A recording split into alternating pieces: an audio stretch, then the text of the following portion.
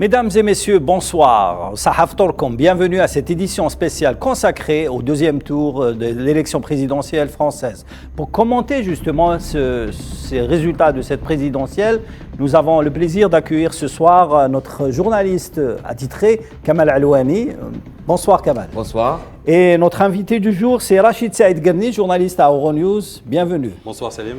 Nous avons bien sûr notre consultant Al24 News, M. Reda Hariraj, pour commenter justement la politique française. Bonsoir. Et notre spécialiste de la politique extérieure, M. Sofiane Baroudi. Bonsoir.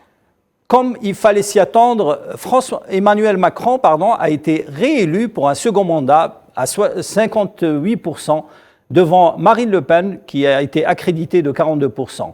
Un score qui était très attendu, mais qui reflète un petit peu le recul, justement, de la gauche et du centre devant l'avancée extrêmement dangereuse de l'extrême droite. Avant de commencer le débat, je vous laisse regarder ce sujet préparé par Aberkan. Emmanuel Macron a donc été élu président de la République pour 5 ans de plus. Selon le résultat du deuxième tour de la présidentielle 2022, il devance nettement Marine Le Pen. Le président sortant a en effet remporté plus de 58% des voix. Marine Le Pen a reconnu sa défaite et elle a néanmoins considéré les 42% comme étant une percée importante pour son courant politique qui représente désormais officiellement des dizaines de millions de Français. Je crains ce soir que le quinquennat qui s'ouvre ne rompra pas avec les pratiques méprisantes et brutales du précédent et qu'Emmanuel Macron ne fera rien pour réparer les fractures qui divisent notre pays et font souffrir nos compatriotes. Alors oui, pour éviter cet accaparement des pouvoirs par quelques-uns, plus que jamais, je poursuivrai mon engagement pour la France et les Français avec l'énergie, la persévérance et l'affection que vous me connaissez. Le discours de la victoire du président Macron est attendu dans la soirée. De nombreux défis seront à relever pour ce deuxième mandat dans une conjoncture complexe. Voilà, c'était un sujet de Mohamed Amin Aberkan. Voilà, les résultats sont tombés. Sans surprise, Macron a été réélu. Kamal Alouani, vous avez connu un petit peu 3 présidents. Vous avez couvert l'élection présidentielle de 3 présidents. M. Chirac, M. Sarkozy et dernièrement, le dernier que vous avez couvert, c'était François Hollande. François Hollande. Macron, est-ce qu'il diffère de ces 3 présidents? Oui, bien sûr, il diffère, mais on a l'impression, on a le feeling qu'on est en 2002. En 2002, on utilise les mêmes expressions, on a fait 2002, barrage. entre Chirac et le père de Marine Le Pen. Le père de Marine Le Pen, Jean-Marie Le Pen, oui.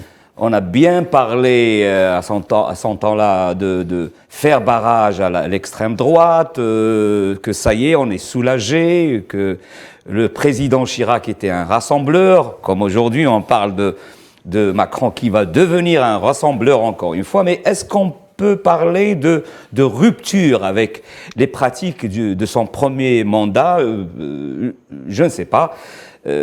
En tous les cas, la France se penche à droite maintenant, et quelque part, Macron, pendant son deuxième mandat, doit prendre en charge les préoccupations de droite de sa société, la société française. Ces questions de l'insécurité, de l'identité française, de l'immigration, il faut le dire, sont authentiques dans le débat des Français entre eux, pas le débat qu'on voit dans les télévisions, mais le débat au quotidien, ce que les Français échangent entre eux, l'immigration, l'insécurité et le devenir de l'État français, c'est des questions authentiques et c'est des préoccupations. C'est-à-dire, s'il n'y avait pas la guerre de l'Ukraine en automne passé, c'était le vrai débat. C'était autour de, bien sûr, pris en charge par Éric Zemmour et Marine Le Pen, mais le débat existe, le débat est authentique et les Français veulent débattre de leur avenir. Et on a vu que pendant la campagne avant le deuxième tour, cette campagne qui s'est tournée autour des mesures techniciennes que pouvait prendre un président, qui sont dans tous les cas de figure des mesures bien connues, traditionnelles, sur l'âge de la retraite, le pouvoir d'achat, etc., etc. Mais j'ai l'impression que la France a raté le vrai débat et qu'elle a encore une fois hésité à trancher et a préféré de vivre et de continuer dans le politiquement correct. Mais certains observateurs déclarent que cette élection, ou le débat de cette élection, a été un petit peu plus bas niveau de l'élection présidentielle française. D'ailleurs, les sondages du débat entre Marine Le Pen et Emmanuel Macron ont été crédités de moins de 15 millions de téléspectateurs, ce qui est le plus bas taux d'audience pour un débat télévisé.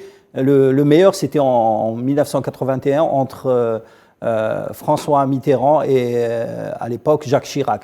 Donc plutôt Valéry Giscard d'Estaing. Alors, est-ce qu'on peut considérer qu'il y a un manque de maturité politique par rapport aux anciens candidats qui avaient à l'époque Jacques Chirac et notamment Sarkozy, si on compare que cela?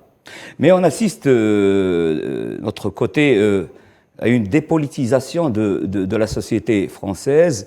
Il y a un recul de la gauche, puisque le PS a été complètement effacé. La gauche n'est plus crédible. Mais il y a aussi un recul de la droite chiracienne, comme on dit. Hein. La droite chiracienne, la droite modérée, mais l'extrême droite, elle est là, elle s'exprime. Elle est présente, en force. Elle se renforce de plus en plus, et je ne sais pas si Macron va prendre en charge toutes ces promesses, lui qui utilise apparemment presque la même terminologie, c'est-à-dire le séparatisme, ça veut dire qui dit qu'il y a effectivement un problème d'identité, un problème avec l'immigration, cette immigration et son intégration dans la société française, etc. Mais je veux dire que la France, encore une fois, a fait barrage, elle persiste et signe, elle veut continuer dans le modèle français qui est politiquement correct, et je ne sais pas si ça arrange le reste du monde. Le reste du monde est soulagé ce soir avec l'avènement de Macron, encore une fois, mais je ne sais pas si les Français vont voir dans tout ça des solutions pour leurs problèmes. Leurs problèmes s'accumulent de plus en plus, liés au pouvoir d'achat et autres problèmes. C'est-à-dire, je ne sais pas si Macron va prendre en charge tout cela, et il serait confortable dans son deuxième mandat, et je ne sais pas s'il va résoudre ses problèmes et ses préoccupations. Comme on l'a dit dans notre introduction, le mandat de Macron, le deuxième mandat de Macron est sans doute le plus difficile. Il y a la guerre en Ukraine, il y a les problèmes sociaux en France, il y a aussi la scène politique qui est complètement disloquée.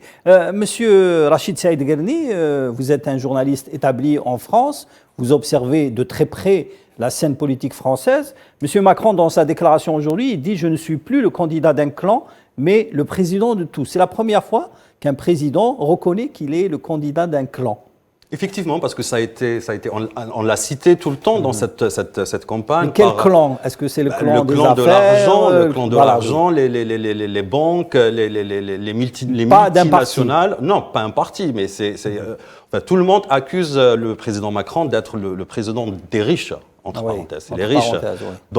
Donc là, aujourd'hui, il s'exprime pour dire que là, non, vous faites erreur, je suis le président de tous les Français, que ce soit des Français de droite, de gauche, d'extrême droite ou d'extrême gauche, en faisant un petit peu le pied aux électeurs de Jean-Luc Mélenchon ou de Marine Le Pen ou même d'Éric Zemmour. Parce que là, on peut dire qu'aujourd'hui, le paysage politique français a beaucoup changé. Donc là, quand j'entends mon collègue parler de cette culture de faire barrage à un deuxième candidat, je pense que c'est une culture qui s'est établie depuis 2002. Depuis 2002, oui. Parce qu'en 2007, plutôt en 2012, les Français ont fait barrage aussi à Nicolas Sarkozy pour qu'il passe son deuxième mandat. Ils ont fait aussi barrage à François Hollande pour qu'il ne peut plus accéder au deuxième mandat. Et tout ça, moi, je pense que c'est une essence de ce clivage entre la gauche et la droite.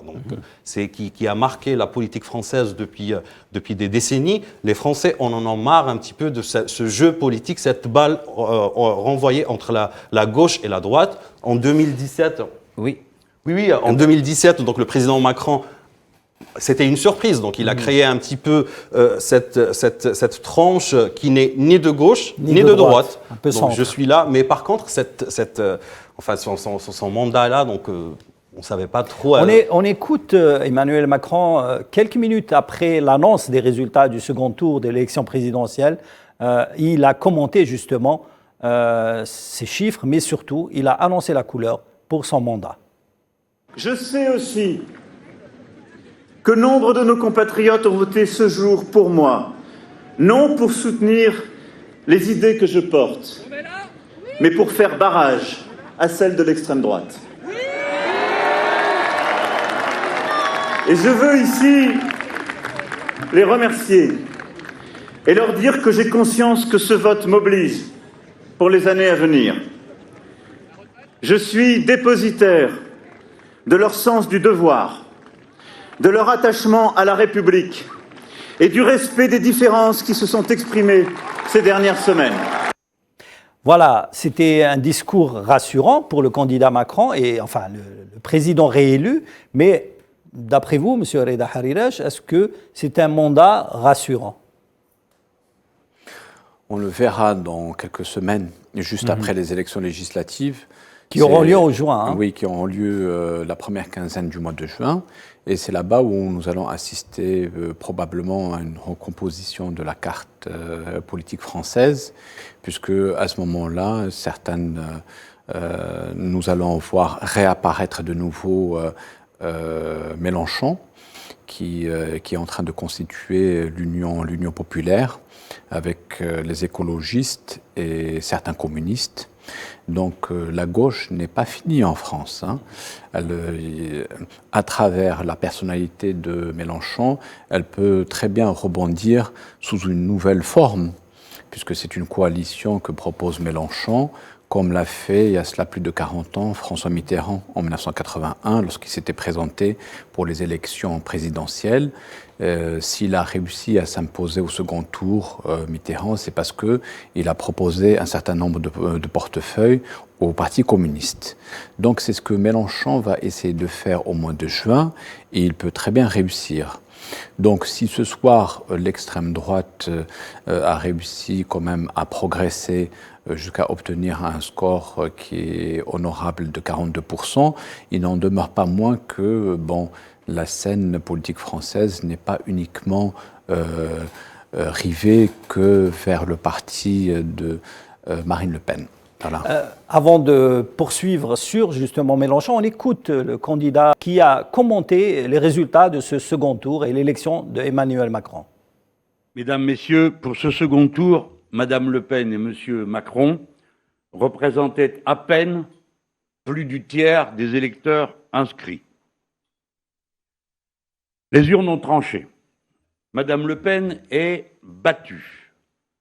La France a refusé clairement de lui confier son avenir, et c'est une très bonne nouvelle pour l'unité de notre peuple.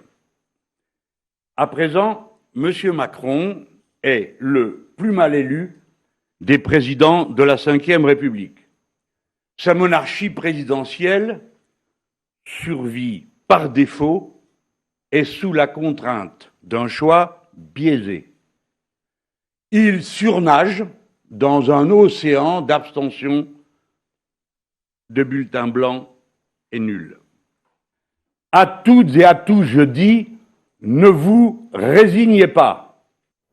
Voilà, c'était le discours de Mélenchon juste après les résultats du second tour de l'élection présidentielle. Bien sûr, Mélenchon de l'Union populaire. Sofiane Baroudi, est-ce que Mélenchon se présente comme une troisième voie?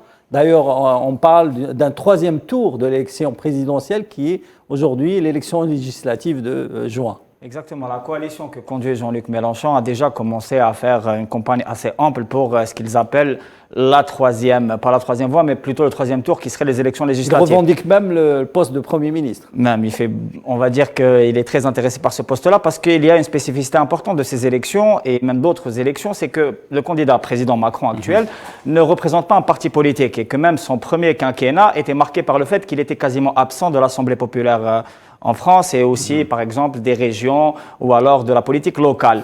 Et donc, on est un peu dans une situation qui pourrait ressembler à une situation d'impossibilité de cohabitation parce que, tout simplement, des gens en accusent Macron d'avoir bloqué ou de ne pas avoir assez considéré le pouvoir législatif. D'ailleurs, c'est revenu lors du débat entre deux tours qu'il a opposé à Marine Le Pen.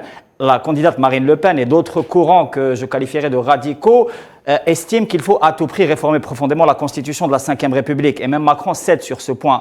En réformant la Constitution de la Ve République, ça serait un peu céder, si vous voulez, à une République qui est une monarchie présidentielle, comme l'a qualifié d'ailleurs Jean-Luc Mélenchon, qui est vieillissante et qui n'offre plus un cadre démocratique auquel croit la majorité des Français, parce que je rappellerai qu'il y a à peu près 30% aussi d'abstention, c'est-à-dire qu'il y a aussi, pas un désintérêt de la politique, mais en tout cas, une bonne partie, une bonne frange de la société ne considère plus que les élections présidentielles sont un vrai instrument qui permettrait le changement. Et donc, il y a des appels multiformes à d'autres formes de mobilisation qui passeraient par des mobilisations de rue. Entre les deux tours, par exemple, il y a eu des confrontations entre des militants d'extrême droite et des militants d'extrême gauche sur plusieurs points en France. On peut citer la Sorbonne, par exemple, à Paris, où il y a eu des mobilisations fortes, où il y a eu des attaques de groupes dits identitaires contre des mouvements d'extrême gauche, ce qui a rappelé un peu l'assassinat de Clément Méric, un étudiant qui a été assassiné par des groupes identitaires il y a de cela 8 ans. Et donc, je pense qu'on se dirige vers un troisième tour dans les urnes par les législatives, mais aussi une vraie confrontation d'ordre sociopolitique qui pourrait aller dans la rue, éventuellement. Et cette cohabitation, elle devient de plus en plus impossible. C'est-à-dire si... bien que Mélenchon il parle d'un Macron mal élu, si Mélenchon arrive dans ces législatives à former un gouvernement, je ne sais pas, comment seront les relations entre les deux hommes? Et il parle d'un président élu par défaut. Pour la seconde fois. Et aussi, il fait, lui, toute sa campagne, même avant ces élections présidentielles, tourne autour de la nécessité de l'élection d'une assemblée constituante pour une transition vers une 6e République. Et on va dire que même les camps antagoniques, tout le monde est d'accord en France sur le fait que la constitution de la 5e République ne répond plus, si vous voulez, à la configuration politique actuelle et qu'il faut au moins la réformer, si ce n'est complètement l'abolir et la changer. Alors, comme Mélenchon, Éric Zemmour veut tirer profit de cette élection, même s'il a perdu... un petit peu l'élection et avec un taux de 7%, Éric Zemmour espère faire union avec Marine Le Pen pour faire barrage à Mélenchon surtout et à Macron lors des prochaines législatives. Hélas, hélas, hélas, c'est la 8e fois que la défaite frappe le nom de Le Pen. Je voyais cette défaite venir depuis des années et ce n'est vraiment pas de gaieté de cœur que je l'annonçais. J'ai fait ce que j'ai pu pour éviter ce résultat. Je me suis engagé pour cela. Je n'y suis pas parvenu. En appelant sans tergiverser, dès le soir du premier tour, à voter pour Marine Le Pen, je priais encore pour me tromper. Malheureusement pour la France, malheureusement pour les Français, c'est bien Emmanuel Macron qui a été élu. Le camp national serait-il donc le seul à ne pas être capable de s'unir? Voulons-nous donner les pleins pouvoirs à Emmanuel Macron et Jean-Luc Mélenchon? Je ne le veux pas. Nous sommes des millions à ne pas le vouloir. Le bloc national doit lui aussi s'unir et se rassembler. Notre responsabilité est immense. C'est pour cela que j'appelle à l'union nationale en vue des législatives.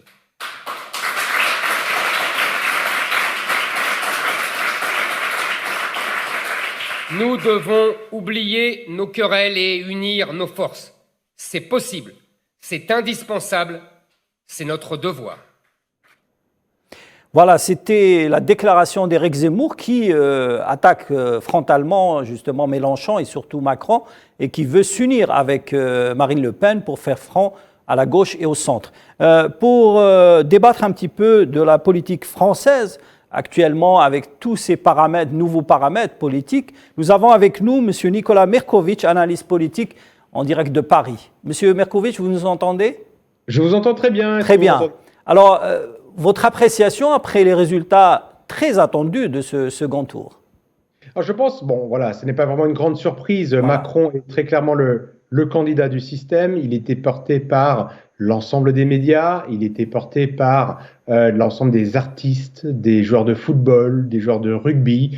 On a eu un matraquage médiatique similaire à celui qu'on a eu lors de sa première présentation aux élections présidentielles. Et il a gagné. Ce n'est pas vraiment une surprise en France. Certains espéraient peut-être que Marine Le Pen pourrait réussir en France ce que Donald Trump avait réussi aux États-Unis, mais ce n'a pas été le cas. Et je pense que ce serait important pour le camp de Marine Le Pen qu'elle analyse les raisons de cette défaite. Ce qui est intéressant, c'est quand même de voir que le résultat entre les deux candidats est beaucoup moins important, enfin la différence est moins importante que la dernière fois. Emmanuel Macron c'est pas vraiment un plébiscite. Je pense que beaucoup de personnes aussi ont voté pour Emmanuel Macron par opposition à Marine Le Pen, qui a l'héritage familial quand même on va dire en besace. À chaque fois qu'elle arrive à une élection, c'est difficile pour elle de rassembler plus, mais elle passe quand même de 33% à plus ou moins, en tout cas elle va franchir la barre des 40% cette fois-ci. C'est quelque chose qui est intéressant. Et on va voir Emmanuel Macron en France de nouveau pendant 5 ans. 5 ans, c'était une des élections qui malheureusement n'ont pas énormément intéressé. Beaucoup de spécialistes s'accordent pour le dire. On a eu du mal à trouver le ton, il y a eu du mal à avoir du débat, et je pense que le fait que l'absentéisme se soit accru sur ce deuxième tour montre aussi un désintérêt profond, important, avec quasiment un Français sur 4 qui aujourd'hui ne s'est pas présenté dans l'isoloir pour voter. Il y a un désaveu et il y a un problème, je pense, grave, majeur en France avec la démocratie, avec quasiment 25%, plus de 25% des Français qui ne se reconnaissent dans aucun parti politique et qui ne veulent tout simplement pas voter. Je pense qu'il y a aussi un défi pour la démocratie française. Il y a un défi d'essayer de prouver qu'elle est justifiée, qu'il y a encore raison d'y croire. Beaucoup de personnes aussi disent ce soir que Emmanuel Macron, depuis déjà quelques temps, voulait se retrouver face à Marine Le Pen, parce que quand on est au deuxième tour contre un Le Pen, on est quasiment sûr de gagner. En tout cas, c'est ce que prouve l'histoire de ces dernières années.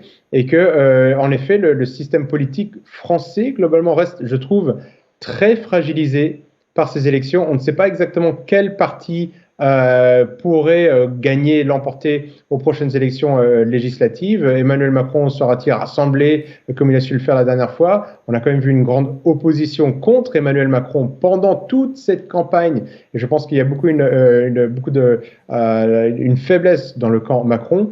En revanche, et je pense que c'est le dernier point que je voudrais souligner, c'est que on voit quand même dans ces premières études d'analyse de sortie d'urne que les personnes les plus aisées, les retraités, les cadres supérieurs ont voté, se sont déplacés majoritairement, ils ont réussi à se mobiliser et ils ont voté pour Macron.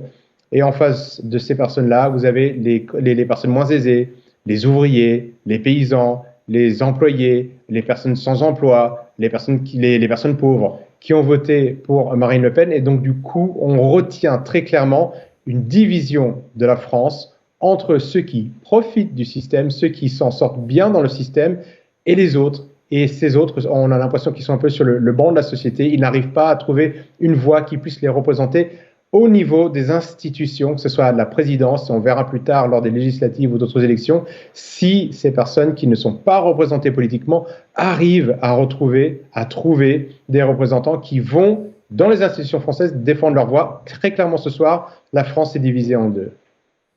Monsieur Merkovitch, vous êtes un observateur averti de la scène politique française.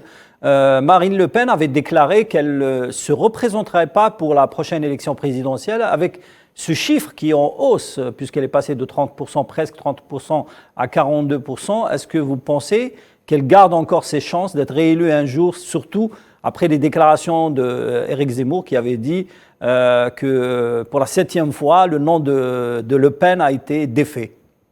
Oui, je pense que Marine Le Pen, si elle se représente plus, sera lucide. Elle verra. Le nom Le Pen est quand même un nom lourd à porter en France, et je pense que Marine Le Pen a fait beaucoup d'efforts pour l'adoucir, et elle a très clairement elle a montré qu'elle n'était pas son père. Elle a montré qu'elle avait une campagne qui était différente. On peut dire que c'est un candidat populiste. On peut pas dire que c'est un candidat et qu'elle est une candidate d'extrême droite, comme on a pu le dire avec son papa. Donc elle est clairement différente.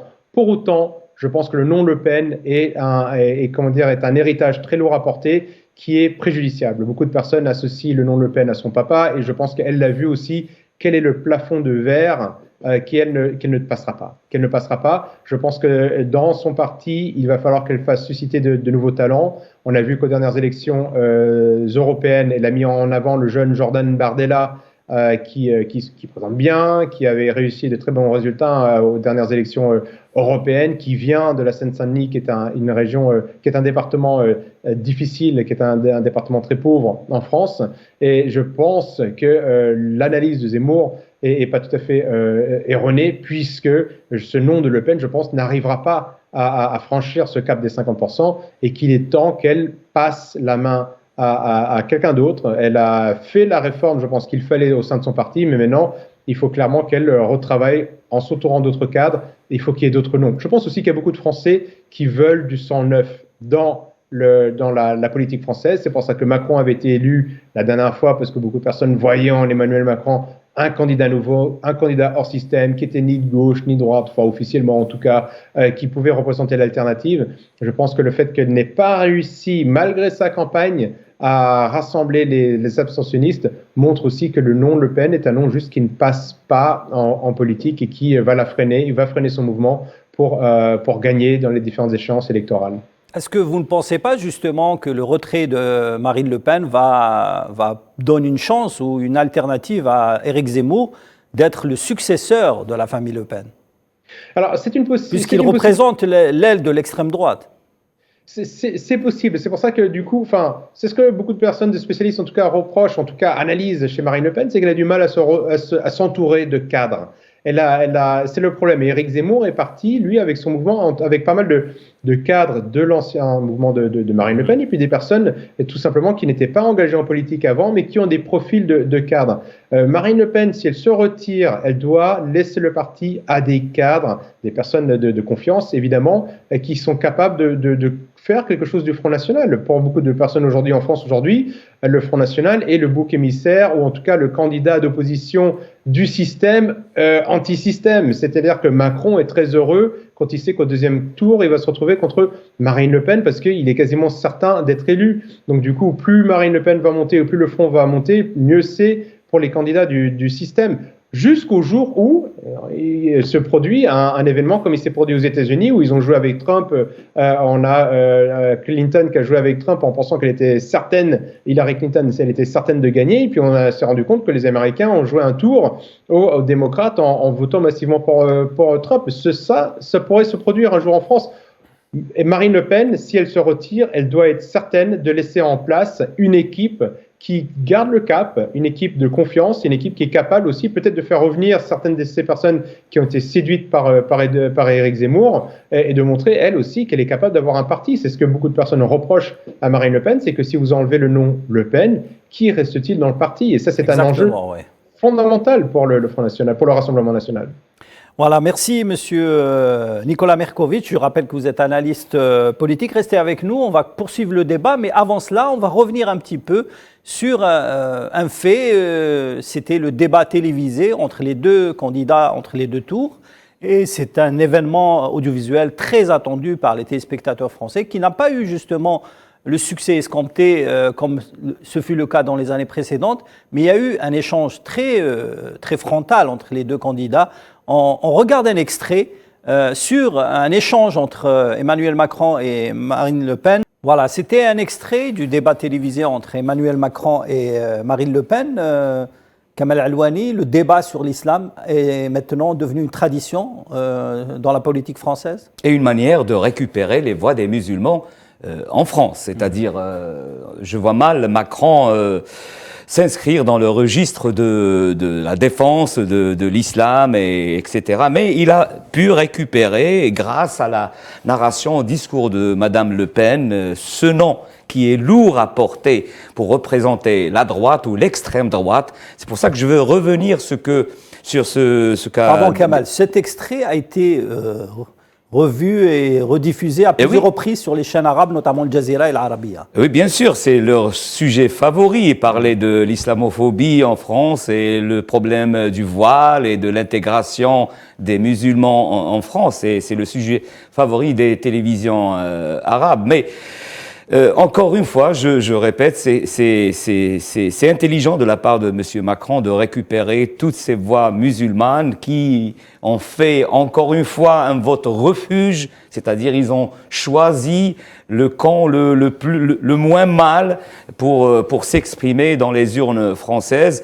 Mais pour revenir à Éric Zemmour et ce qu'il a dit sur le nom de Madame Le Pen, le nom lourd à porter, et c'est peut-être qui a fait que Madame Marine Le Pen... Que la campagne électorale française soit basée sur, à chaque fois, l'immigration, l'insécurité, l'islam et l'immigration. Donc je pense que c'est un élément aussi qui participe dans le désintéressement des Français des élections, d'aller aux urnes, parce que ces questions-là ne représentent pas, ils ne reflètent pas la société française aujourd'hui qui est en quête de pouvoir d'achat, qui est en quête de comment payer ses études, comment aller acheter sa baguette le lendemain. Donc, alors qu'aujourd'hui, tout se base sur l'élection, sur l'islam, sur l'immigration. Pourquoi, justement, les candidats à l'élection présidentielle française utilisent les thèmes de l'islam, les thèmes du voile dans leur campagne? Je pense que le tempo est toujours donné par l'extrême droite. C'est ça le problème. Donc c'est toujours, c'est le premier. Donc, c'est à peu près répondre à l'extrême droite. Cette élection de cette année, donc c'est Éric Zemmour qui a donné le tempo.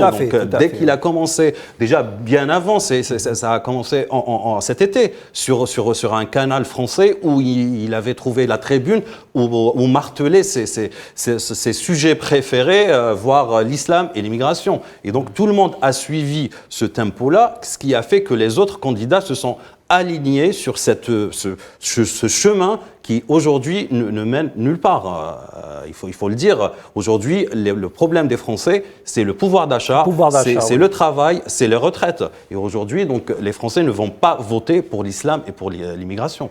Mais il y a ceux qui, juste un petit mot, c'est-à-dire le taux d'abstention dans ce deuxième tour est dû à cette campagne entre les deux tours qui n'a pas pu convaincre les Français, c'est-à-dire parler du pouvoir d'achat, de la retraite, rabâcher ce discours. On sait bien que n'importe quel président qui arrive en France ne va pas satisfaire toutes ses promesses, il va parler, son champ de manœuvre est très réduit, on le sait. Les Français savent qu'il y a des institutions un peu partout en France, des lois, des processus de loi qui ne font que redresser la marge de manœuvre d'un président.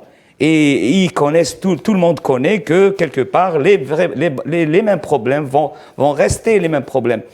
Par contre, parler de l'identité de la République, de la France, il y a un problème d'intégration des émigrés. Il faut parler de ça. Les Français souffrent de l'insécurité au quotidien. C'est peut-être exagéré dans le discours de Éric Zemmour ou de Madame Le Pen, mais ce problème, il est authentique. Et les Français parlent de l'immigration entre eux dans leur salon, dans leur salle de bain, mais ils hésitent. Ils arrivent quand même à s'exprimer. On a vu avec Éric Zemmour. Mais ils n'ont pas pu trancher jusqu'à présent. Et encore une fois, ils ont échoué de trancher sur pas mal de problèmes. Je pense aussi que le fait qu'ils étaient peut-être victimes aussi, et Mélenchon et Marine Le Pen, parce qu'il y a eu beaucoup de candidats aussi dans les deux camps. Oui, donc des deux camps qui ont un petit peu siphonné les voix. Les autres voix. Donc aujourd'hui, s'il n'y avait pas Éric Zemmour... S'il y avait trois candidats, ça aurait été... Tout à fait. Je veux dire, s'il n'y avait pas la guerre en Ukraine. C'est elle qui a tout bousillé. C'est-à-dire, on avait un Éric Zemmour qui partait en or, et peut-être que maintenant il est un peu tard pour que Éric Zemmour chapeaute la droite. D'autres analystes disent que si la Russie avait annoncé la victoire en Ukraine, je ne dirais pas que Éric Zemmour allait emporter les élections, mais Marine Le Pen soutenait Poutine. Des relations douteuses avec le Kremlin. Officieuses mais connues. Connues, oui. Elles ne sont pas officieuses, elles sont clairement affichées. Pas officielles. Le camp national en France, parce que même Mirkovic a parlé de camp national. Le camp national en France, et ça implique aussi même une opinion de hauts fonctionnaires ou alors de hauts gradés en France. Je citerai par exemple Dominique de Villepin, qui se dit proche de l'axe non-atlantiste, on va dire. Parce qu'il y a une polarisation entre atlantistes et non-atlantistes. Et donc les non-atlantistes se retrouvent dans une forme d'alliance objective avec la Russie. C'est le cas de Mélenchon aussi, qui n'est pas un pro-russe, qui n'est pas un pro-Poutine, mais de par une forme d'alliance objective tissée par la conjoncture très compliquée, on se retrouve un petit peu russophile. Moi, j'aimerais juste attirer l'attention sur une dimension très importante. Oui. Contrairement à ce qui a été dit, la question de l'islam en France est une question qui est une question structurelle de l'État français, de la Ve République et même avant. Dès la Troisième République, qu'on appelle la République impériale, la question de la relation entre la République française et le monde musulman, qui passait à l'époque par l'Algérie, qui était colonisée, était au centre des préoccupations politiques, et cette question est restée jusqu'au jour d'aujourd'hui. Par exemple, Macron a parlé de la fameuse loi de 1905, la loi de séparation des églises et de l'État. Cette loi-là n'a jamais été appliquée au culte musulman. Je parle de la période sous la colonisation. D'ailleurs, le mouvement national algérien, que ce soit par exemple le CMA, le Congrès musulman algérien, dans les années 30, n'a cessé de revendiquer le fait que la loi sur la laïcité devait s'appliquer au culte musulman, qui était soumis aux lois coloniales, du fait du code de l'indigénat. Et donc, cette question elle est récurrente. Pourquoi? Parce qu'il y a aussi un intérêt géopolitique immédiat et direct. On parle souvent de la politique arabe de la France. C'est aussi la relation de la France avec le monde musulman. D'ailleurs, le président Macron a été un peu hypocrite sur le coup, vu qu'il a suscité l'une des crises les plus importantes avec le monde musulman de l'histoire de la France. C'est la fameuse fois où le président Macron a été accusé d'avoir insulté le prophète, paix et salut sur lui, et ça a suscité une réaction très très ample dans le monde musulman, un boycott sur les marchandises, l'expulsion de l'ambassadeur français d'Islamabad du Pakistan, qui est un grand pays, d'ailleurs il y a des affaires entre la France et le Pakistan, les rétrocommissions, un grand mouvement aussi en Afrique de l'Ouest et dans toute l'Afrique musulmane. Et donc quand Macron parle justement en prétendant défendre l'intérêt des musulmans ou alors lutter contre l'islamophobie. C'est un débat électoraliste, de toute façon. Exactement, mais le problème, c'est qu'il y a structurellement une vraie problématique en France, une problématique d'islamophobie d'État, une problématique d'islamophobie structurelle sur laquelle on n'a pas encore réussi à trouver le moyen justement de sortir. Et ça, c'est pas moi qui le dis, c'est des experts français qui l'étaient. Qu'il faut faire la différence entre le débat.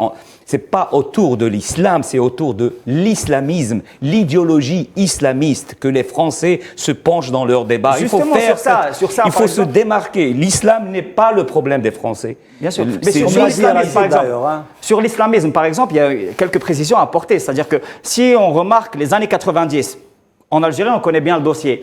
La position de Mitterrand par rapport à l'islam radical, par rapport à l'islam intégriste à l'époque, posait beaucoup de questions. C'est-à-dire qu'il y avait une forme de soutien à des réseaux islamistes radicaux. C'est pareil en Syrie.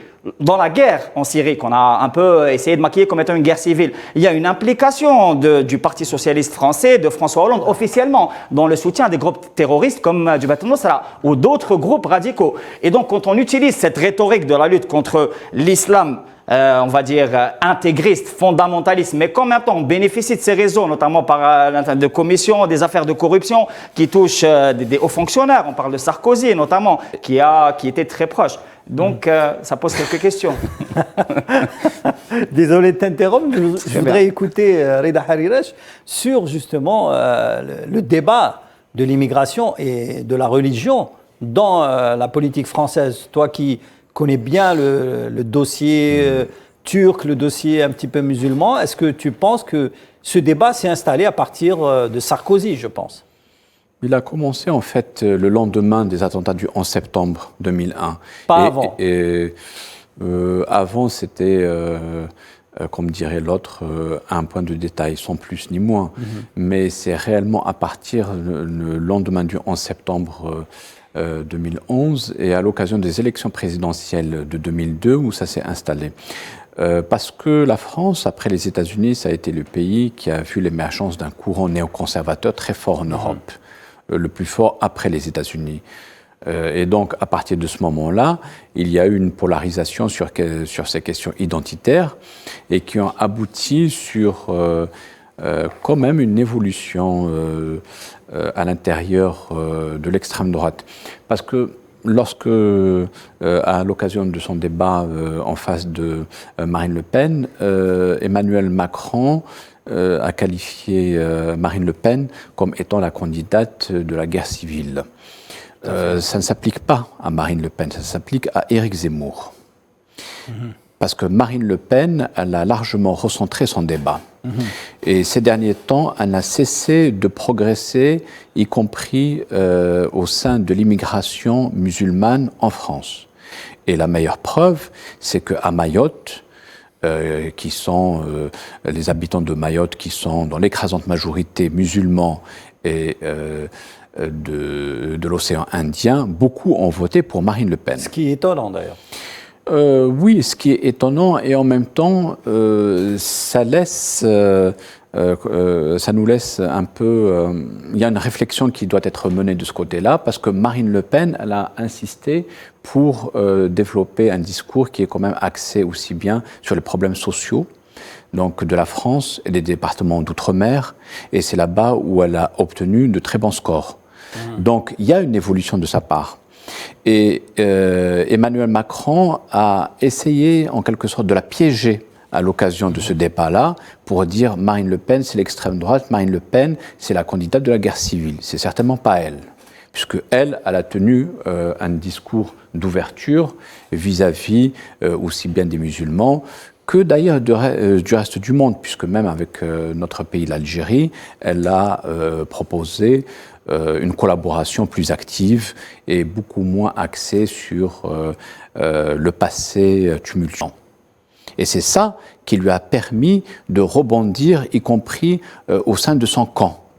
Donc c'est une femme qui a encore de l'avenir, même s'il faudrait qu'elle pense effectivement à passer le flambeau d'ici les prochaines présidentielles, mais elle n'est pas finie encore. Elle n'est pas finie, mais est-ce que tu penses que justement elle va poursuivre son aventure politique, d'autant plus que les chiffres de 42% sont des chiffres un petit peu importants quand même. Oui, c'est les plus importants chiffres de l'extrême droite en France dans une élection. À très court terme, en tous les cas, elle aura son mot à dire. Maintenant, tout dépend des tractations qu'elle aura avec les ténors de son parti. Et si effectivement il y a un ou deux successeurs qui peuvent apparaître d'ici peu. Donc les paris restent ouverts. Pour moi, ce qu'a dit M. Éric Zemmour n'est pas erroné comme votre invité s'est prononcé. C'est-à-dire que l'héritage Le Pen, c'est le vrai problème. C'est-à-dire, je doute que Mme Le Pen va continuer de la même manière à présider. Elle ne s'est pas encore prononcée après ces chiffres. Elle ne s'est pas encore prononcée, mais je ne pense pas que c'est juste une question de succession. C'est-à-dire, donner l'héritage à des successeurs des élites de l'extrême droite. Il faut qu'il y ait un autre homme qui doit chapeauter cette extrême droite. Éric Zemmour, c'est trop tard maintenant. Il demandait ça en automne dernier. Il disait que vous allez voir que Le Pen, c'est pas un nom qui fait gagner l'extrême droite et qu'il fallait trouver une autre solution. Mais il se proposait. Maintenant, est-ce qu'il peut récupérer tout ce qu'a laissé Mme Le Pen, je doute, mais je ne sais pas qu'est-ce qui va se passer dans le camp de l'extrême droite, mais Mme Le Pen, le nom Le Pen n'est plus crédible. Même autour de Marine Le Pen, il n'y a pas des gros noms non plus, il n'y a pas des ténors de la politique française. Mais c'est le seul parti qui est structuré sur ce point-là. Le Rassemblement national, héritier du Front national, est le seul parti du paysage politique français qui est structuré en tant que tel. C'est-à-dire qu'il y a une vie organique, qu'il y a une idéologie, qui se revendique d'une histoire. Les autres partis sont complètement déstructurés. structuré. Le Parti socialiste ou alors les gaullistes n'existent plus en tant que tel. C'est un parti ancré dans la scène politique. Mais il est faible, parce que là, la première crise, donc tout le monde, tout le monde est parti du Rassemblement national est parti chez Éric Zemmour. Mais il y a aussi même la nièce, quand même. Il y a une partie obscure de la force aussi. C'est-à-dire que le Rassemblement national, c'est la partie légale, officielle de l'extrême droite. Mais il y a aussi d'autres groupes, d'autres groupuscules et d'autres organisations qui font aussi partie de l'organique de l'extrême droite en France. Moi, je pense que si Marine Le Pen se retire du Rassemblement national, il va lui arriver la même chose que Georges Marchais au Parti communiste français dans les années 80. C'est-à-dire que le parti va se disloquer, va mourir de sa belle mort, quoi. Et à un certain moment, pour un homme politique ou une femme politique, il faut dire, ça y est, j'arrête. Je prends ma retraite, c'est-à-dire elle a bien essayé de... Il y a déjà Marion Maréchal. Oui, Marion Maréchal n'a pas le poids ni la maturité politique. Derrière Éric Zemmour non plus, elle ne peut pas revenir. Ouais. Mais peut-être qu'Éric Zemmour veut le Front National. Comme parti, c'est une autre partie. Une aubaine, oui. Sauf qu'avec Georges Marchais, quand même, à son époque... c'était la chute du mur de Berlin. C'était la chute du mur de Berlin. Il y avait le recul du communisme, une conjoncture. Et puis, lui aussi, il était âgé. Il était à la fin de sa carrière, ce qui n'est pas le cas de Marine. Le Parti communiste français n'a jamais pu remonter la pente, quoi. Alors qu'il faisait partie des principaux ténors de... Oui, parce que ce qui le portait fondamentalement, c'était l'idéologie communiste. Ouais. Et c'était le fait que ils avaient un leader. Ils avaient un leader, même plusieurs leaders. Oui, monsieur Nicolas Merkovitch, vous êtes là? Oui, je suis tout à fait. Je voudrais revenir un petit peu sur l'Europe. Certains dirigeants européens se sont dit soulagés de l'élection d'Emmanuel Macron, à l'image du Premier ministre britannique Boris Johnson et du chancelier allemand Olaf Scholz. Alors, d'après vous, les Européens avaient peur que la France bascule à l'extrême droite? Oui, très clairement. On a bien eu des appels des présidents ou des responsables politiques portugais, espagnols, d'autres allemands même, je pense, pendant la campagne, qui ont ouvertement appelé à voter contre Marine Le Pen. C'est pas la première fois. On se souvient qu'aux dernières élections, Barack Obama, personnellement, était intervenu dans les élections pour voter, pour inciter les Français à voter en faveur d'Emmanuel Macron. Donc du coup, c'est un jeu qui est assez intéressant, qui est à la fois un peu inquiétant aussi, parce que du coup, on voit dans ce déroulé de l'espèce de bulldozer médiatique qui pousse forcément pour un candidat, où vous avez vraiment cette image qui est vraiment reçue de plus en plus par les Français d'un candidat officiel, d'un candidat du système, pour lequel sont les médias, les journalistes, les acteurs, les joueurs de foot et même les présidents des autres pays. Et en face, on a du mal à trouver des candidats qui vont représenter ceux qui n'ont pas de voix au chapitre. Ce soir, ils expriment leur soulagement, évidemment, parce que ils sont de la même famille politique. Ce sont des européistes, ce sont des atlantistes. Aujourd'hui, il y a des gros enjeux, d'énormes enjeux pour l'Union européenne qui traverse une crise terrible. On oublie souvent, et malheureusement, ça a été un parent pauvre des débats en France, la chute du pouvoir d'achat, la crise énergétique, la guerre en Ukraine. On parlait de l'immigration tout à l'heure, qui est aussi un sujet qui est récurrent dans les débats politiques. Et donc, sur ces sujets-là, le reste des autres pays européens qui ont comme représentants des personnes qui sont de la même sensibilité qu'Emmanuel Macron souhaitent poursuivre avec un candidat, en tout cas un président, qui soit aligné sur la même pensée qu'eux. Il n'aurait pas voulu avoir une Marine Le Pen, par exemple, qui aurait peut-être dit « Eh bien, nous allons sortir la France du commandement intégré de l'OTAN » ou alors nous avons une vision différente sur ce que devrait être l'Europe, ou alors on va voter différemment, on va privilégier les Français pour l'emploi en France, enfin des choses comme ça. Et cette ingérence étrangère fait parfois un peu sourire quand on pense notamment à différents pays européens qui sont régulièrement accusés de faire de l'ingérence politique via les réseaux sociaux, via leurs médias. Et tout d'un coup, on se rend compte que, en Europe, l'ingérence est tolérée si vous êtes membre de l'Union européenne et que si vous êtes d'un parti qui est proche du parti du candidat qui en France, là, du coup, dans ce cadre-là, l'ingérence étrangère est acceptée. Quelle est la part, d'après vous, de la crise ukrainienne sur cette élection présidentielle française? Je pense qu'elle a eu un impact très important. Elle a eu un impact très important parce que pendant les premières semaines, beaucoup de Français, malheureusement, n'avaient pas du tout suivi ce qui se passait en Ukraine ni au Donbass. Il ne faut pas oublier que cette guerre n'est pas nouvelle. Elle a été déclenchée en 2014 suite au coup d'État qui a eu lieu à Kiev. Et donc, du coup, on parlait de nouveau de guerre en Europe.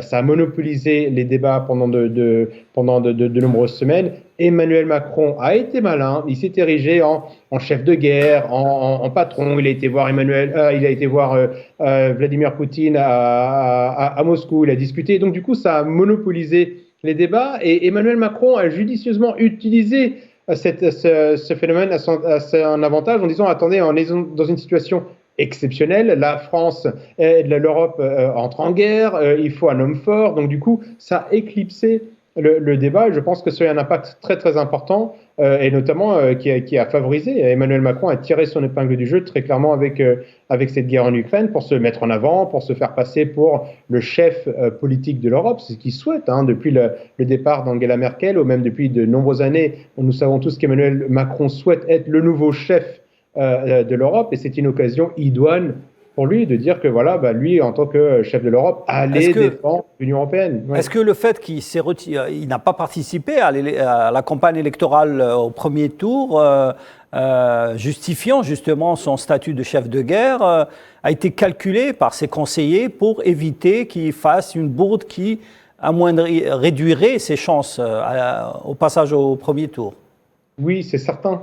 C'est certain, Emmanuel Macron, on ne se rend pas compte à quel point il a une cote d'impopularité qui est importante. Il a à la fois d'un côté, c'est pour ça que je parlais de clivage en France tout à l'heure, Emmanuel Macron est quelqu'un qui est adulé par les milieux aisés. Je ne dis pas ça dans un sens caricatural. Je ne veux pas vraiment dire il y a les riches d'un côté et les pauvres de l'autre, mais de fait, c'est un peu la situation aujourd'hui en France. Et donc, du coup, il est adulé, il est soutenu par les milieux financiers, il est soutenu par les milieux médiatiques et les retraités qui votent massivement, et il a une cote d'impopularité qui est très importante, et il savait très bien que chaque fois qu'il prenait la parole, il risquait d'alimenter le camp des anti-Macron, et le grand enjeu pour Emmanuel Macron, c'était de s'assurer, bon, je pense que vraiment lui, il voulait Marine Le Pen au second tour, mais il a tout fait pour que Marine Le Pen ne puisse pas attirer sur son nom tous les mécontents de la Macronie, et ils sont très très nombreux. Regardez les résultats du premier tour, il y a quand même beaucoup de candidats qui ont fait de très bons scores, qui sont radicalement anti-Macron. Ce ne sont pas des centristes proches de Macron, d'autres partis qui sont arrivés en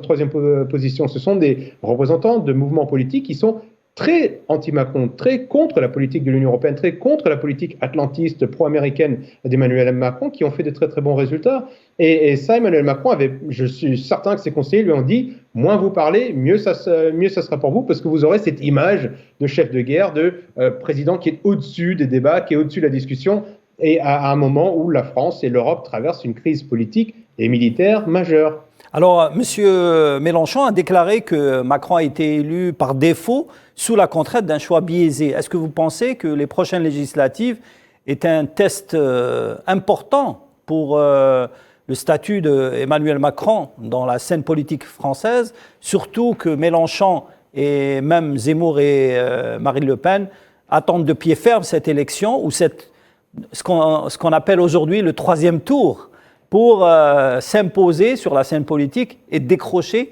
le fameux poste de Premier ministre?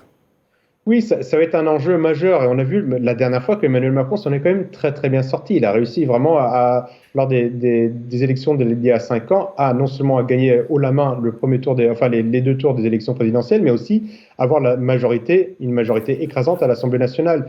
Aujourd'hui, l'enjeu d'Emmanuel Macron est de se faire en sorte que les différents partis prétendants, donc ça va être essentiellement en effet les équipes de Mélenchon, de Le Pen et dans une moindre mesure, mais quand même pas très loin derrière Éric Zemmour, et Emmanuel Macron va tout faire pour les diviser, pour faire en sorte que ces partis-là ne puissent pas gagner des circonscriptions, et donc du coup il va essayer de garder sa majorité relative par rapport à ces autres partis pour gagner des députés et essayer de gagner, mais c'est le grand enjeu. Lui, c'est diviser pour mieux régner, divide et impera, c'est une recette vieille comme le monde. C'est la recette d'Emmanuel Macron qui n'a pas reçu ce soir un plébiscite, qui n'est pas plébiscité en France, mais qui sait très bien jouer des divisions qui existent dans son opposition et du fait qu'il n'y ait pas en France un parti capable de rassembler l'ensemble des mécontents en France. Et je pense que lors des prochaines élections législatives, Emmanuel Macron va jouer exactement là-dessus. Il va diviser les Français pour que ceux-ci se cristallisent sur différents partis politiques qui seront incapables de réussir à avoir la majorité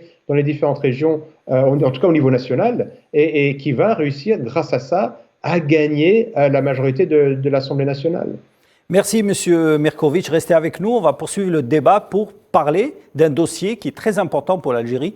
C'est la mémoire. Justement, la mémoire a été l'un des thèmes abordés par Emmanuel Macron pour son premier mandat, lors de la campagne électorale pour le premier mandat. Et le second mandat, pendant la campagne électorale, il est resté un petit peu silencieux, voire muet, sur le thème de la mémoire et surtout de l'histoire entre la guerre entre l'Algérie et la France. On va regarder ce sujet réalisé par Sofiane Baroudi. On revient au débat.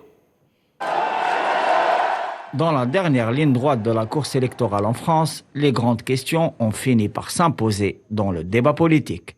Les orientations diplomatiques, la géopolitique, les communautés minoritaires, l'islamophobie, mais surtout l'histoire et la mémoire sont au cœur des jeux et des enjeux électoraux de l'autre côté de la Méditerranée.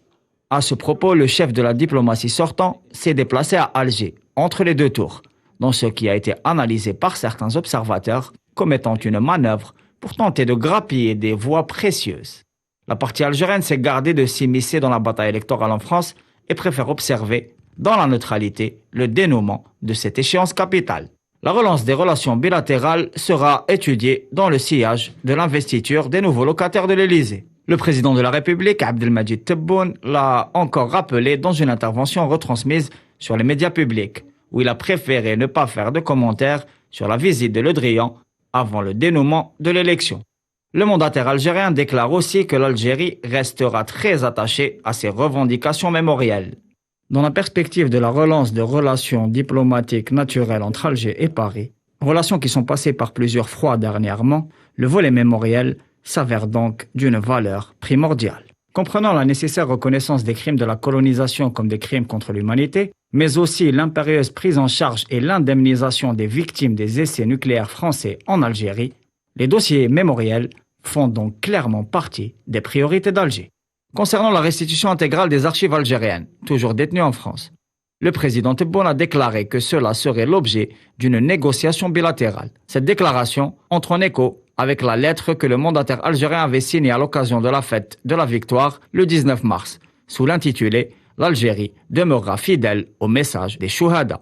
À ce propos, nous célébrerons bientôt la commémoration des terribles massacres du 8 mai 45 dans le Sétifois, qui coïncide avec la Journée nationale de la mémoire. Pour rappel, l'Algérie commémore cette année le 60e anniversaire du recouvrement de son indépendance. En France, la question de la guerre de libération algérienne est toujours un sujet clivant, autour duquel se déchirent différents groupes aux conceptions historiques tributaires des intérêts politiques ou prisonniers des tendances nostalgiques. Voilà, c'était un sujet de Sofiane Baroudi, spécialiste des questions d'histoire. Monsieur Saïd Ghani, la mémoire n'a pas été un sujet très abordé durant cette campagne électorale par Emmanuel Macron. Est-ce que c'était voulu ou bien il ne voulait pas refaire le même acte qu'il avait fait justement lorsqu'il est venu à Alger et faire une interview où il a déclaré pour la première fois que la France étudierait la question de la mémoire avec l'Algérie? En fait, je pense que oui, le président Macron a choisi cette fois-ci de ne pas faire du dossier de la mémoire et la guerre d'Algérie un thème de sa campagne électorale. De sa campagne, voilà. Donc, parce que déjà, il n'y a pas eu de voyage à l'extérieur de la France comme il y a eu en 2007. Oui. 2007, il est venu ici. Il est venu en Algérie pour déclarer que la France a commis un crime contre l'humanité qui lui a valu des critiques de la droite. C'était osé de sa part à l'époque parce que l'extrême droite avait sauté. Même la droite d'ailleurs. Oui, même la droite. Ils ont saisi cette occasion pour montrer que le président Macron n'était pas capable. Le candidat Macron n'était pas présidentiable pour aller en Algérie et faire de telles déclarations. C'était comme une trahison pour la France. Mais en contrepartie, je pense que le président Macron était le premier président français qui a autant parlé et autant fait, pour l'histoire entre l'Algérie et la France, parce qu'il ne faut pas oublier qu'il décidait l'ouverture anticipée des archives. Il a été présent sur le pont de Saint-Michel le 17 octobre. Donc, il a fait une déclaration le 19 mars. Exactement. Donc, je pense que le président Macron essaye de faire des pas, mais c'est des pas calculés, ça reste des pas calculés. Mais en même temps, il reconnaît les harkis, il reconnaît quelques actions qui étaient... Tout à fait. Un petit peu qui glorifiait parfois parce que la même colonisation. Le dossier des harkis aussi fait pression en France. Donc il essaye aussi de répondre à cette pression avec des décisions, avec des déclarations. Mais je ne pense pas que l'histoire de l'Algérie et de la France va trouver une fin lors de ce deuxième mandat avec Macron. C'est-à-dire, il y a ce Kamel, point, oui. vous avez couvert justement Sarkozy. Sarkozy, à l'époque, a fait du thème de la guerre d'Algérie un des thèmes favoris pour sa campagne électorale. Il avait fait, il y avait le dossier justement, la glorification de la colonisation. Il y avait même un projet de loi, etc., qui avait fait polémique à l'époque. Sarkozy était fidèle au discours de la droite française, c'est-à-dire ce sujet existe, il avait des avancées dans sa narration, même quand il est venu en visite en Algérie pour parler de ce que l'Algérie ne voulait pas entendre, c'est-à-dire les fameuses aspects positifs du colonialisme, mais plus tard, on peut dire qu'il était quelque part ferme comme un interlocuteur. Maintenant, c'est pour ça que je me pose la question par rapport à Macron, qui est un président dans un deuxième mandat qui n'a rien à perdre, il est confortable, si Macron est véritablement l'interlocuteur de l'Algérie, c'est cet interlocuteur récidiviste qui peut encore déraper dans son discours, dans sa narration, pour régénérer la crise qu'a connue les relations algéro-françaises récemment. C'est-à-dire, on ne sait pas Macron qui parle de séparatisme, qui épouse les thèses de la droite, s'il va être notre interlocuteur favori, parlant de ce partenariat algéro-français qu'on n'arrive pas à construire depuis 60 ans. Après, le fait que aussi la France aujourd'hui commence à perdre du terrain en Afrique, notamment avec la francophonie, le dossier malien, est-ce que le président Macron ne va pas utiliser l'Algérie aussi pour réouvrir cette relation avec l'Afrique directement? Ça aussi, ça reste une thèse à poser aujourd'hui.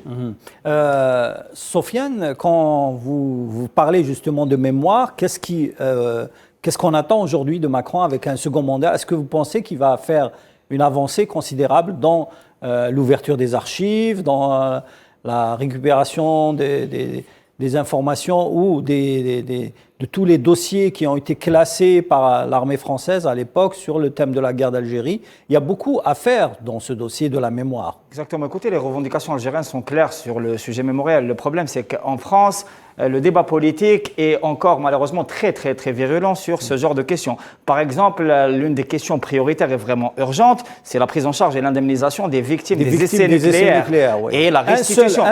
Et la restitution aussi, surtout. Une seule personne a été indemnisée. On a besoin aussi de la cartographie des déchets nucléaires. C'est-à-dire que ça, la partie française devait normalement fournir les cartographies qui permettraient justement de nettoyer les zones aussi, des mines sur les frontières. Exactement. Ça, c'est malheureusement un écocide qui est un écocide encore en mouvement. Macron se réclame aussi de l'économie verte, par exemple. Sur la question de la nucléaire, c'est vraiment quelque chose d'urgent. Sur la restitution des archives aussi, il s'agit vraiment de faire un pas déterminé. Pour l'instant, la partie française s'est contentée de politique des petits pas, notamment par l'ouverture partielle de quelques archives. Mais ce que revendique l'Algérie, c'est la restitution pure et simple de toutes les archives algériennes qui sont encore détenues. Il y a aussi les fresques culturelles d'une importance particulière à l'échelle symbolique, mais pas seulement, qui sont encore malheureusement détenues dans des collections privées, mais aussi dans des musées publics en France. Par exemple, il y a eu sur le cas du Bénin la restitution du trésor et des effets du roi Béhanzar. Pour le cas algérien, on n'a pas encore des pas sérieux qui sont faits. Et j'aimerais aussi attirer l'attention sur le fait que le dossier de la mémoire n'est pas juste un dossier qui est lié à, si vous voulez, une revendication purement historique de l'Algérie. C'est-à-dire que c'est complètement dans l'ère du temps politique actuel. Même le rapport Stora a identifié 4 groupes de mémoire et les 4 groupes de mémoire sont très influents dans différentes sphères politiques. Par exemple, les harkis, ou alors ce qu'on appelle en France les rapatriés, sont très proches des milieux d'extrême droite voire d'ultra-droite. Et donc, par exemple, la reconnaissance du président Macron vis-à-vis des harkis visait directement à récupérer cette partie de l'électorat traditionnel de l'extrême droite, ou du moins à le rendre moins virulent. Par exemple, le 19 mars, qui est considéré en Algérie comme étant la fête de la victoire, en France reste vraiment une date très très clivante entre les héritiers de ce qu'on appelait les ultras et les héritiers du gaullisme ou alors de la troisième voie. C'est-à-dire qu'il y a encore des groupes de nostalgiques où il y a des lobbies très puissants derrière. Par exemple, le lobby sioniste qui est très fort en France, mais pas seulement. Il y a aussi le lobby dit OAS ou alors le lobby pied noir. Et ces deux lobbies-là arrivent à exister encore et à faire une grande pression, y compris sur un Macron qui a commencé par dire en 2017 qu'il allait reconnaître les crimes contre l'humanité perpétrés par la colonisation. Ces crimes contre l'humanité sont reconnus pour d'autres dossiers, par exemple pour le génocide arménien, mais pas pour le cas de l'Algérie. Et mais ça reste très problématique. Peut-on poser cette question? Macron serait-il... Quel est Macron pour les Algériens? Un partenaire idéal, un partenaire médiocre? C'est quoi Macron pour les relations algéro-françaises? Concrètement, même sur le volet économique sur lequel, par exemple, Macron était attendu, si on, par exemple, il y a un mécanisme bilatéral entre la France et l'Algérie qui est un mécanisme intergouvernemental. Ce mécanisme intergouvernemental devait piloter notamment les projets économiques et il est gelé depuis 3 ans, je crois. Il n'y a pas eu de réunion du comité interministériel de haut niveau. Même si on voit de plus près les investissements ou alors les affaires économiques qu'il y a entre les pays, malheureusement on tombe sur, si vous voulez, beaucoup d'échecs ou alors beaucoup de pertes pour la partie algérienne qui a essayé des projets, bon, qui a même offert au capital français des possibilités, par exemple, d'évoluer en Algérie, mais en contrepartie, on n'a pas eu de transfert de technologie. Même sur les bénéfices, il y a une volonté de forcément faire sortir tous les bénéfices d'Algérie. Et donc, sur les transports, sur la gestion de l'eau, sur les hydrocarbures, sur pas mal de dossiers économiques, la partie française est restée vraiment dans une, on va dire, c'est-à-dire dans une attitude qui n'est pas une attitude qui est bénéficiaire pour l'Algérie. Par exemple, contrairement aux Italiens, qui offrent d'autres perspectives. Et c'est pour ça qu'on s'oriente vers l'Italie, même notamment, je parlais tout à l'heure des années 90. Pendant les années 90, le grand capital français, malheureusement, a déserté l'Algérie. On a commencé par Air France. Ça n'a pas été le cas à l'Italia. On reproche ce manque de solidarité, si vous voulez, ou ce manque d'honnêteté, y compris économique, dans ce qui concerne les relations bilatérales, qui ne sont pas juste sur le volet mémoriel. Oui. Reda, quand on parle justement de mémoire, est-ce que vous pensez que les Français, notamment aujourd'hui avec réélection de Emmanuel Macron, il y a encore des choses à faire dans ce dossier, sachant qu'il y a beaucoup de dossiers qui ont été fermés à double tour et qui ne risquent pas de s'ouvrir, surtout en ce qui concerne les dossiers de l'armée française, de la police française, concernant la bataille d'Alger, concernant les disparus de la bataille d'Alger, etc. Et même les personnes qui ont été torturées, qui ont été assassinées et dont on n'a même pas retrouvé les corps. Pour son second quinquennat, on aura un président Macron qui sera peut-être moins calculateur, puisqu'il n'aura pas d'échéance. Il n'a rien à perdre. Il n'aura pas d'échéance électorale à satisfaire d'un point de vue personnel. Donc, il va essayer plutôt d'améliorer son image de marque, de laisser quand même un certain héritage. Et cet héritage-là, il est le suivant, c'est que, bon, actuellement, la France stagne dans ses échanges économiques avec le monde arabe et elle est en recul diplomatiquement, ne serait-ce que diplomatiquement, en Afrique, dans son précaré africain.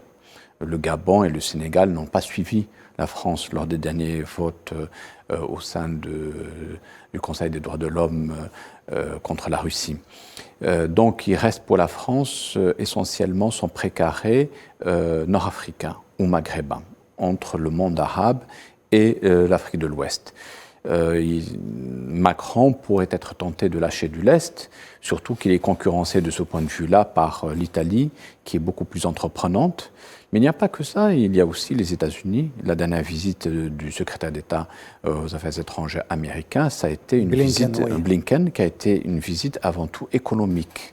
On n'a pas suffisamment parlé d'économie et le secrétaire d'État américain est venu pour s'enquérir des besoins de l'Algérie, notamment ce désir qui lui a été rappelé par le président Tebboune de faire de l'Algérie un pont entre l'Afrique subsaharienne et l'Europe. Pour pallier aux problèmes de ces immigrés clandestins, ça passe par le développement de l'économie. et qu'il faut raccorder, désenclaver les pays de l'Afrique subsaharienne, notamment en ce qui concerne le Niger, le Mali, le Burkina Faso. Ces pays-là souffrent de l'insécurité, oui, mais cette insécurité, elle est liée avant tout à un enclavement géographique, il y a une détérioration des échanges économiques. C'est ce que le président Tebboune avait dit au secrétaire d'État américain Blinken, qu'il a écouté attentivement et qui, à la fin de son rendez-vous avec lui, est parti, s'est promené discrètement dans les rues d'Alger et où il a pris un café. Il a pris un café au Milk Bar. Exactement, tout à fait. Qui est très symbolique. Oui, qui est très symbolique parce que, à la différence avec son prédécesseur, le président Tebboune a mis en avant les problèmes et les limites de l'Algérie.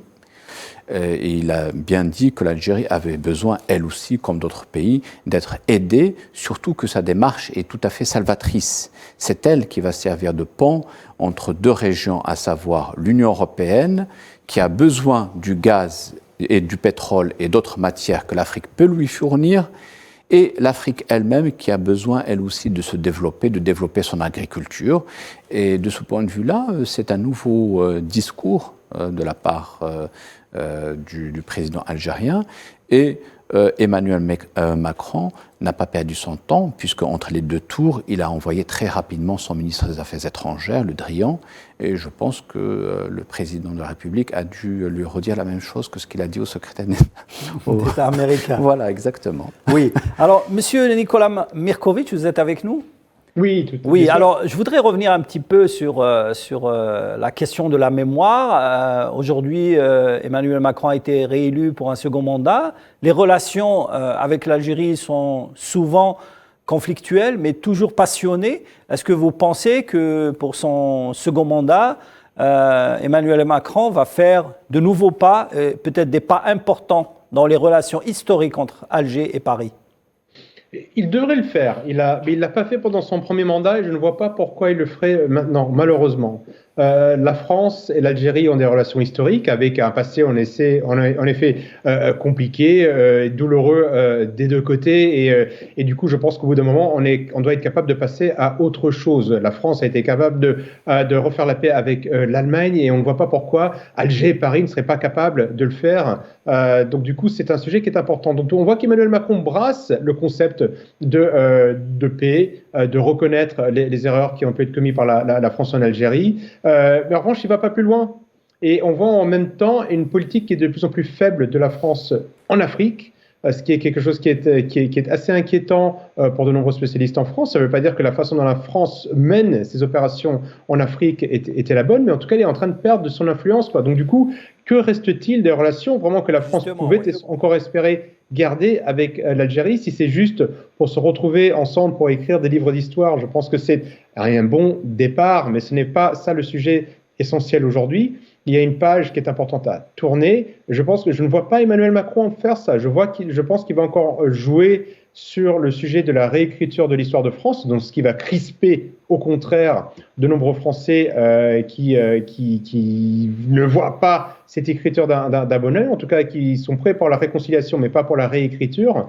Et je ne vois pas les actes concrets d'Emmanuel Macron, je veux dire concret, pas juste des discours, pas juste des balades dans les rues d'Alger ou des poignées de main serrées avec les responsables algériens. Il y a une véritable politique. La France et l'Algérie sont quand même deux pays qui sont voisins, sont deux pays proches, deux pays qui ont des intérêts géopolitiques très importants. Et je pense qu'il est temps que la France et l'Algérie et que la France et d'autres pays africains, s'ils doivent tourner la page sur une nouvelle façon de faire de l'économie intelligemment ensemble, et je parle de l'économie et également de l'immigration qui reste un sujet de préoccupation majeure pour de nombreux Français, qui est mal géré aujourd'hui, et donc du coup la France doit avoir tourné une nouvelle page pour une réécriture de son histoire avec l'Afrique dans une dynamique économique, politique, historique.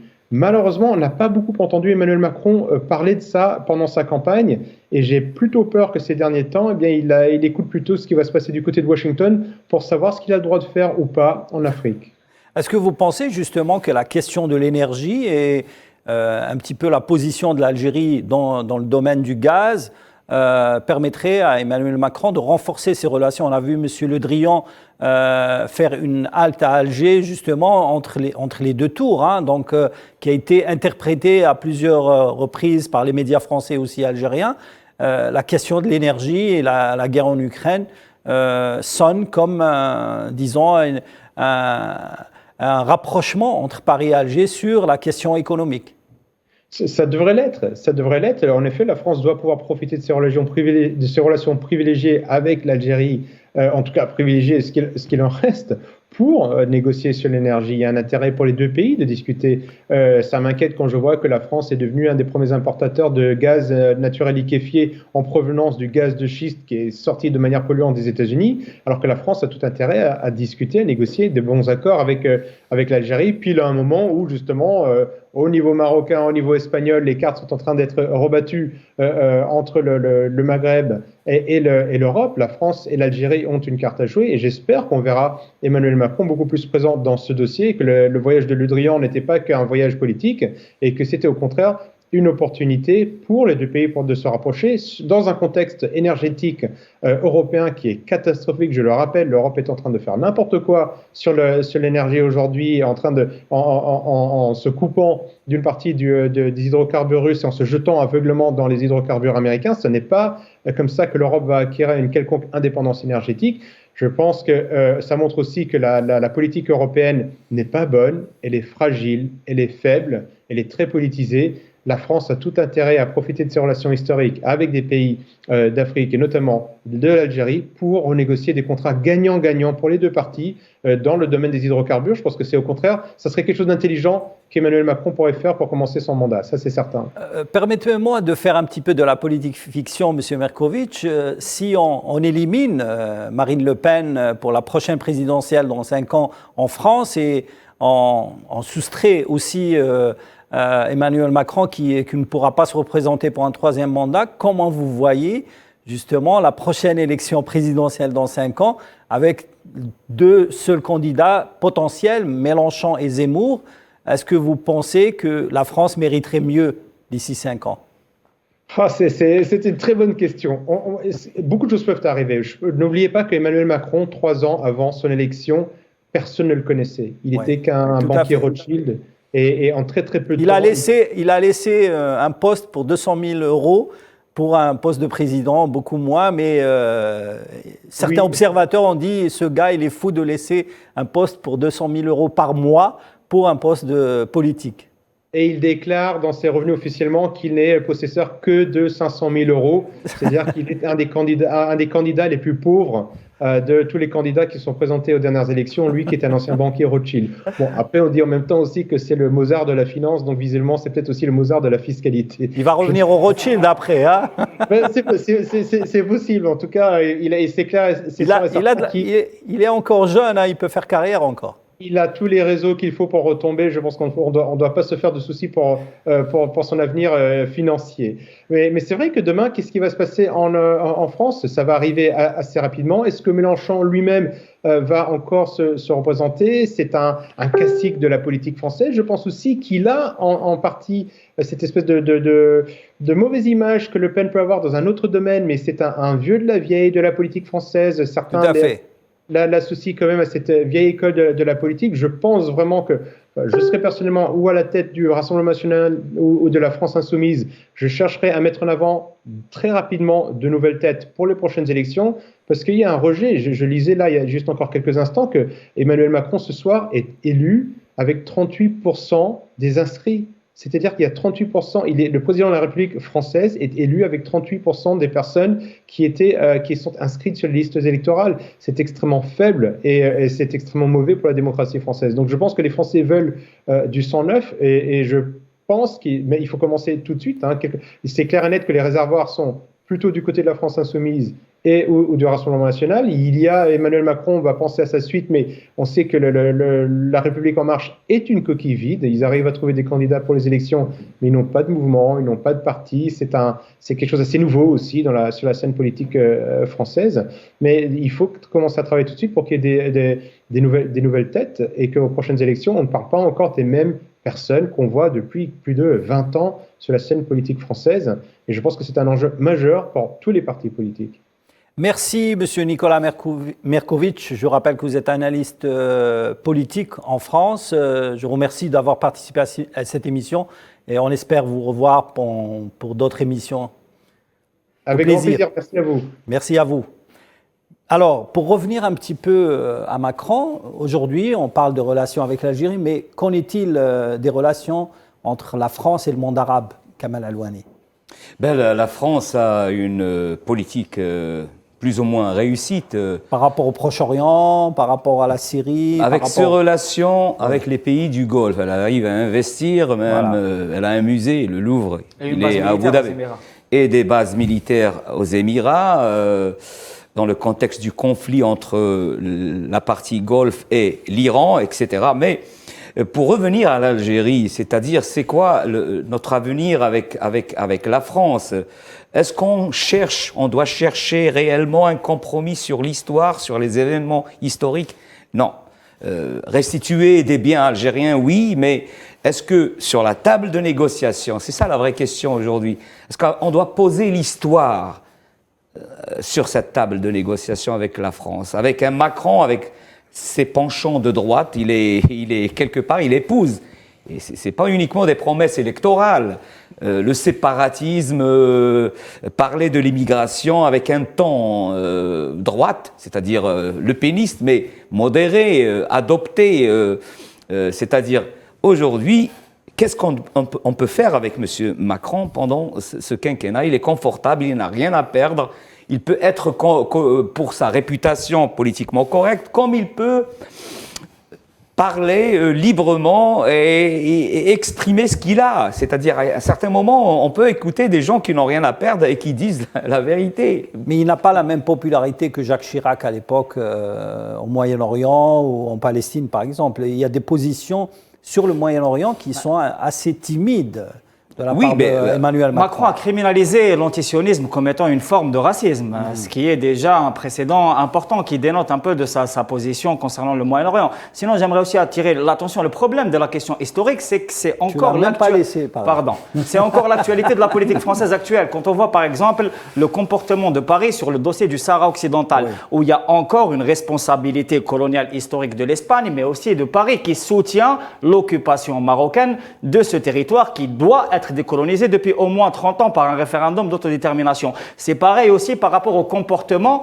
la politique étrangère française, notamment dans le cas libyen, où il y a eu une intervention, une agression, une dislocation de l'État libyen, mais c'est-à-dire que Paris ne s'est pas arrêté là.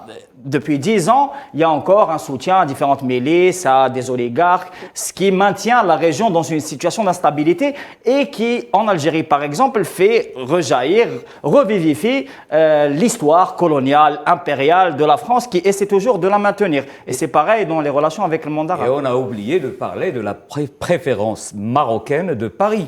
C'est très important. C'est très important. Même avec le scandale Pegasus, même Pegasus n'a pas réussi à un peu démonter cette relation. On se pose des questions. C'est-à-dire que même le président français a été mis sur écoute, qu'il était espionné. Maintenant, on le sait officiellement. Et même ça n'a pas provoqué des remous et ça n'a pas changé la position française, notamment sur la question du Sahara occidental. Même sur les investissements français au Maroc, si on les compare avec ce que fait la France en Algérie, Renault, les usines, les préférences, le TGV, etc. Moi, je voudrais poser une question à Rachid. Je te donnerai la parole après, si tu permets, Reda.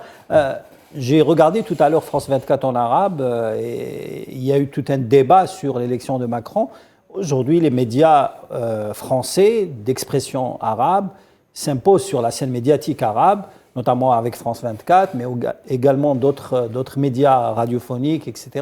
Est-ce qu'aujourd'hui, l'élection présidentielle française a une place dans le paysage audiovisuel arabe? Quand on voit, par exemple, le traitement de l'élection présidentielle française sur Al Jazeera, il est plus important que sur Al Arabiya ou d'autres chaînes arabes, même télévision algérienne. Bien sûr, bien sûr. Depuis déjà la création des services arabes dans des différents médias français, donc on voit aussi que la France essaye de cibler toute cette communauté musulmane et arabe qui est établie en France dans le jeu politique en France, à travers France 24, qui est un organe étatique de la France, à travers... Proche du Quai d'Orsay. Tout à fait, donc à travers Monte Carlo, à travers Euronews ou d'autres canaux. Donc là, aujourd'hui, je crois que la politique française a compris le rôle des médias dans la politique extérieure française. Tout à fait, tout à fait. Et puis même sur la chaîne, enfin sur l'international aussi, parce que quand on voit aussi le rôle qu'a joué Macron lors des événements de Beyrouth, après l'explosion du port de Beyrouth, c'était le seul président, qui a donné des leçons aussi au gouvernement libanais. Il s'est même présenté comme un protecteur. Oui, le sauveur du Liban. Aussi, quand son intervention après le fait que l'Arabie Saoudite a gardé le Premier ministre libanais aussi. Donc, tout à fait. Donc, l'affaire Hariri, que Macron a contribué aussi à cette libération de Hariri. La vente, les différents aussi contrats de vente d'armes aussi avec le Qatar, avec l'Arabie Saoudite, les Rafales. Donc, tout ça. Donc, la crise au Yémen aussi. Donc, on voit aussi que la France est vraiment présente au Moyen-Orient, mais aujourd'hui, elle essaye de préserver cette relation privilégiée avec ces pays-là au détriment de l'Algérie, qui aujourd'hui, la France s'est détournée un petit peu de l'Algérie au profit du Maroc, de la Tunisie aussi, et donc il reste juste l'Algérie et la Libye qui sont en train de chercher. De chercher. Reda, tu voulais dire quelque chose? Oui, je voulais dire autre chose, c'est que dans les relations entre pays, notamment entre les pays occidentaux et l'Algérie, se pose quand même la question de la sécurité des investissements. Or, la décision du gouvernement algérien de permettre aux entreprises étrangères de rapatrier leurs dividendes, c'est un signe qui pourrait encourager les IDE, c'est-à-dire les investissements directs, vers notre pays. Parce que c'est quelque chose qui est très important, les pays étrangers. Enfin, quand je dis les pays étrangers, c'est essentiellement les partenaires occidentaux. Tout à fait, oui. Pour eux, l'Algérie, il y a une certaine opacité et aussi une certaine insécurité financière qui est due au fait que les étrangers ou les entreprises étrangères ne peuvent pas rapatrier facilement leur capital. Bon, l'Algérie a fait une ouverture de ce point de vue-là. L'essentiel de leur capital restera ici lorsqu'ils vont investir, mais ils pourront désormais récupérer leurs investissements, notamment aux États-Unis. C'est ce que le président avait dit la dernière fois lorsque Blinken était venu à Alger. Les Américains, vous pouvez venir investir ici, notamment en ce qui concerne tout ce qui concerne le lait de poudre. Et tout ce qui concerne notamment le bétail. Et vous pouvez récupérer votre argent sans aucun problème. C'est important. Donc, ce n'est pas uniquement lié avec la France. Deuxième point, il y a un investissement humain supplémentaire qui devra être fait par l'Algérie, notamment en direction de notre diaspora, là-bas sur place en France et dans les pays francophones comme la Belgique et la Suisse, parce que c'est eux qui vont servir de levier entre le pouvoir de Paris et Alger. On ne peut pas uniquement se contenter que de quelques visites d'État et attendre les échéances électorales. Il faut qu'il y ait un suivi, et donc ce suivi-là devra être assuré aussi par une plus grande présence médiatique algérienne sur place et une meilleure couverture de notre diaspora, parce que c'est eux qui vont servir de relais. C'est à ce moment-là où le président français et les responsables européens vont se rappeler, et on leur rappellera, comme le font les autres diasporas, que l'Algérie existe et existe tous les jours. D'ailleurs, c'est ce qu'ils font la plupart des candidats français. Parfaitement. Avant chaque élection, ils viennent à Alger, voilà. faire un tour à Alger. Voilà. Oui. Merci, messieurs, pour ce débat sur les résultats de l'élection présidentielle française. Merci Kamal Alouani, toujours fidèle à Al24, pour débattre des questions politiques, mais aussi des questions médiatiques, n'est-ce pas? Bien sûr. Journaliste très connu de l'INTV, mais aussi de chaînes arabes, je rappelle. Merci Rachid Saïd Ghalni d'avoir été notre invité. Je rappelle que vous êtes journaliste à Euronews à Paris. Reda Harira, je suis toujours fidèle au poste. Oui, tout à fait. Et Sofiane Baroudi, toujours aussi actif et toujours plus déterminé que jamais. Plus déterminé que jamais. Voilà, cette émission ou cette édition spéciale sur les résultats du second tour de l'élection présidentielle française est apparemment terminée. Je vous donne rendez-vous pour d'autres émissions, d'autres éditions spéciales. En attendant, restez branchés sur Al 24 News avec le reste de nos programmes. Bonne soirée.